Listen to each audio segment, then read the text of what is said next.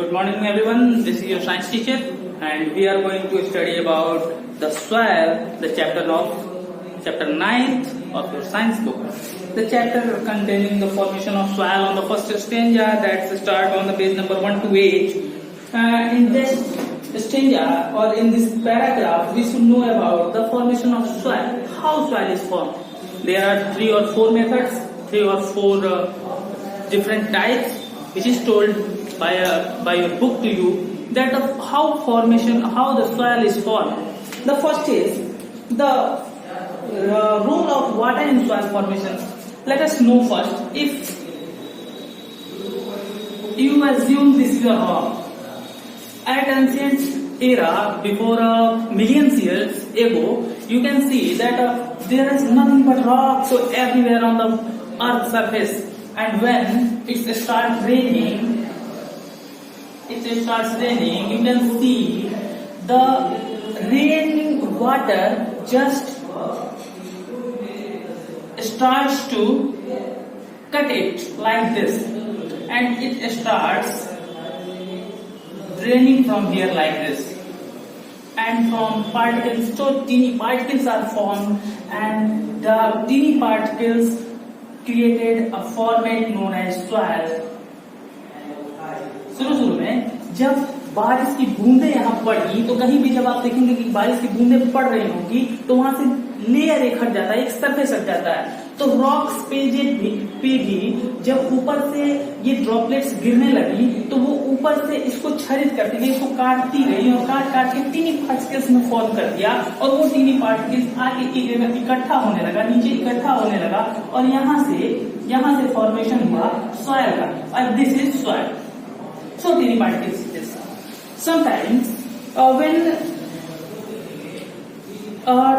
just imagine there is a crack like this, and water after raining enters in this crack. इस crack में water चला गया. तो जब ठंडी का दिन आया, जब विंटर सीजन आया, तो विंटर सीजन में क्या होता है, ये जो वाटर था ये आइस में बदल जाएगा, कन्वर्टेड इनटू आइस. और आइस के कन्वर्जन के बाद क्या होता है, आइस की जो डेंसिटी होती है ये वाटर से अधिक होती है. वाटर से ज्यादा डेंसिटी होने के कारण इसने इस पर एक प्रेशर एक्सर्ट किया, एक प्रेशर डाला, और प्रेशर के कारण यह पूरा का पूरा रॉक ही शायद टूट गया.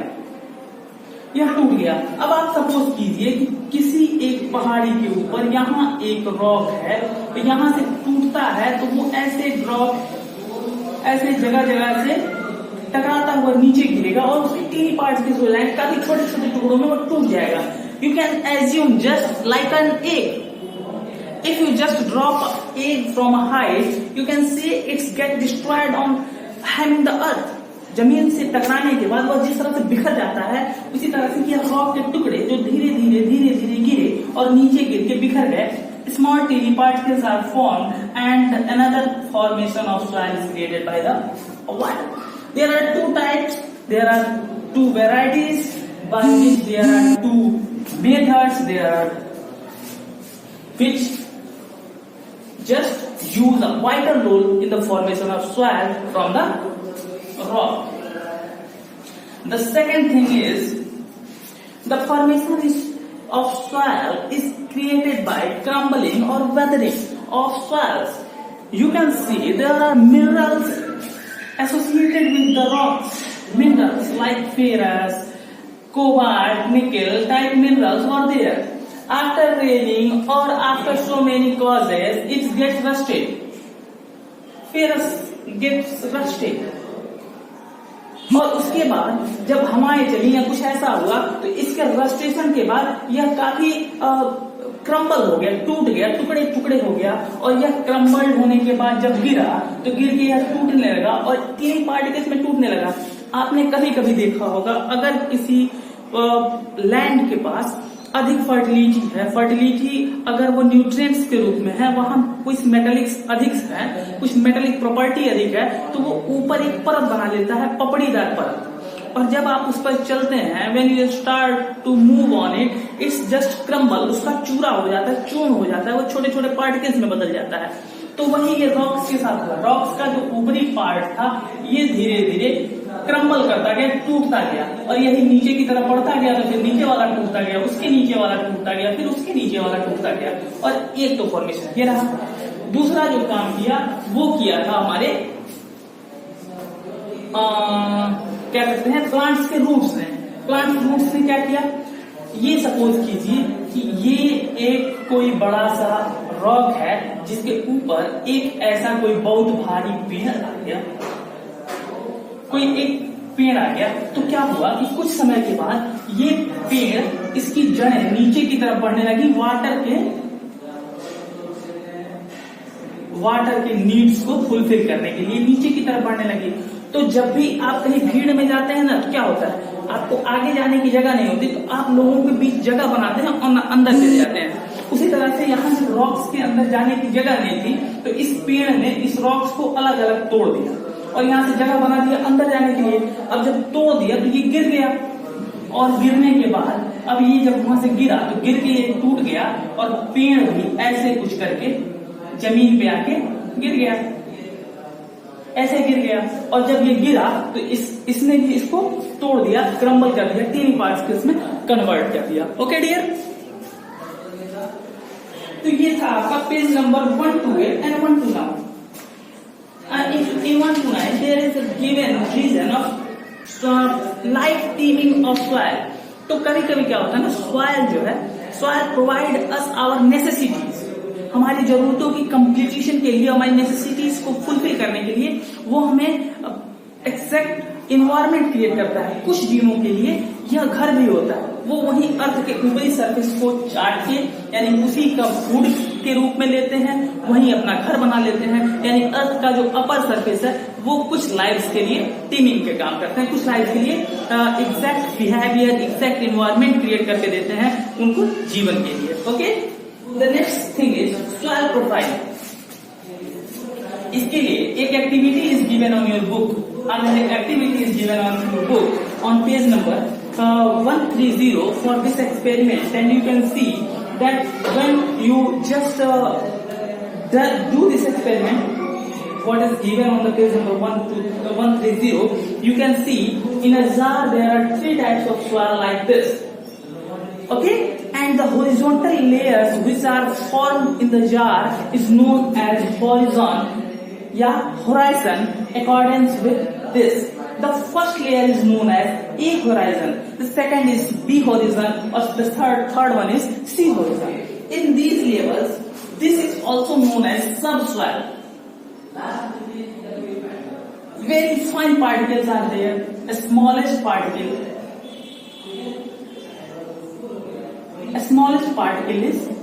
are present here. This is known as A horizon is known as topsoil, B horizon is subsoil. It is rich in humus also. Subsoil contains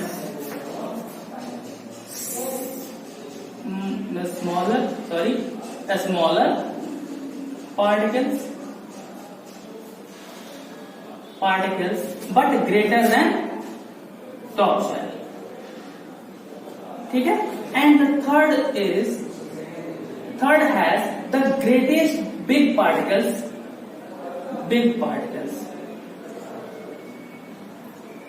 and from the bottom of C horizon you can see the bedrocks. Now you can ask, what is bedrocks? Simply a bed which is formed by rocks. इसके नीचे डिग करना, इसके नीचे खोदना काफी मुश्किल होता है। यहाँ एक चट्टानों की, एक रॉक्स की बेड की तरह लगी हुई है, जिसको पार करना थोड़ा सा मुश्किल होता है, इसलिए इसको बेड रॉक कहते हैं। सी हॉरिजॉन के नीचे खोदना मुश्किल है, और हॉरिजॉन को ए हॉरिजॉन, बी हॉरिजॉन और सी हॉरिजॉन के रूप में बाइफरकेट किया गया है। इसको टॉप सॉइल कहते हैं, इसको सब सॉइल कहते हैं। ओके, ये सी हॉरिजॉन है, और ये सबसे नीचे, इसमें सब सॉइल के नीचे, यानी सॉइल प्रोफाइल में सबसे नीचे लाई करता है। क्लियर है? इसके बाद आते हैं टॉप सॉइल, एबायोटिक होता है, और ये अर्थी मटेरियल से बना होता है। जैसे अर्थी मटेरियल मतलब ये सोलम शब्द से सॉइल जो वर्ड है, soil word is created with the word solum which means something which includes अर्थ।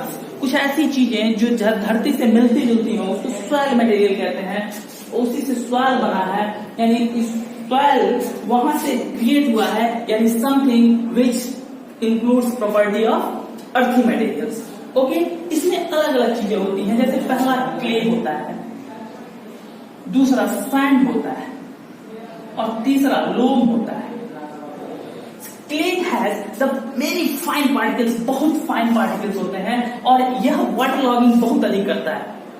ठीक है, क्ले के पास फाइन पार्टिकल्स और वाटर लॉगिंग भी इसमें बहुत अधिक होती है। उसके बाद आता है सैंड। तो सैंड की जो प्रॉपर्टी होती है यह इससे थोड़ा सा बड़ा होता है, सिल्ट और सैंड के बीच में होता है, इसके बीच में एक आता है सिल्ट, फिर वो सैंड। इसके पार्टिकल्स काफी फाइन होते हैं, काफी छोटे पार्टिकल्स होते हैं जो 0.005 से भी छोटे पार्टिकल्स होते हैं, इससे बड़े पार्टिकल्स नहीं होते हैं और ये टच करने में ना काफी स्मूथ फील होता है। फिर आता है सिल्ट। सिल्ट के जो पार्टिकल्स होते हैं वो 0.005 टू 0.05 के बीच लाई करते हैं। Okay, sorry that's not metre, that is millimetre. Millimetre के बीच लाई करते हैं। फिर आता है सैंड, दिस इज सिल्ट। फिर आता है सैंड जिसके पार्टिकल्स 0.052 सैंड जो होता है सैंड, इसके पार्टिकल 0.052 2.0 mm तक में लाई करते हैं। सैंड की वाटर लॉगिंग प्रॉपर्टी बहुत ही कम होती है, इसलिए यह जनरली डेजर्ट में पाया जाता है जहां वाटर होल्डिंग कैपेसिटी बिल्कुल नहीं होती। और इसी के नाम पे आगे चल के हम लोगों ने एक और है लोम। इसी के नाम पे हमने आगे चल के सॉइल की प्रॉपर्टी भी जाननी है। जैसे क्ले पार्टिकल्स फाइन पार्टिकल्स होते हैं, सबसे ज्यादा वाटर लॉगिंग करते हैं, इसलिए यहाँ क्रॉपिंग नहीं की जा सकती। फिर सैंड पार्टिकल्स वाटर लॉगिंग करते ही नहीं है, डेजर्ट फॉर्मेशन करते हैं, तो ये भी एग्जैक्ट नहीं होते हमारे क्रॉपिंग के लिए। लेकिन लोम जो सैंडी और क्ले दोनों को मिला के बना होता है, दोनों को मिला के बने होने के कारण इसमें सैंडी प्रॉपर्टी भी होती है, क्ले प्रॉपर्टी भी होती है, तो ये किसी भी क्रॉपिंग के लिए बेस्ट जो है टाइप्स ऑफ सॉइल है। Okay, and the third thing is percolation of water. You can see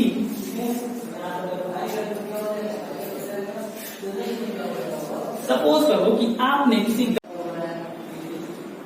water retention की कैपेसिटी और पोरोसिटी को जानने के लिए हमने कहा कि सपोज करो कि आप एक गमले को पानी दे रहे हो, ऊपर से पानी दे रहे हो, कुछ समय बाद कुछ पानी यहाँ से निकल जा रहा है, तो जो पानी निकल रहा है वो पोरोसिटी को दिखा रहा है और वही पर्कुलेशन को दिखा रहा है, और जो वाटर यहाँ रिटेन हो रहा है वो वाटर के रिटेंशन को दिखा रहा है, जो मॉइस्चर के लिए, सॉइल के मॉइस्चर के लिए रिस्पॉन्सिबल होता है।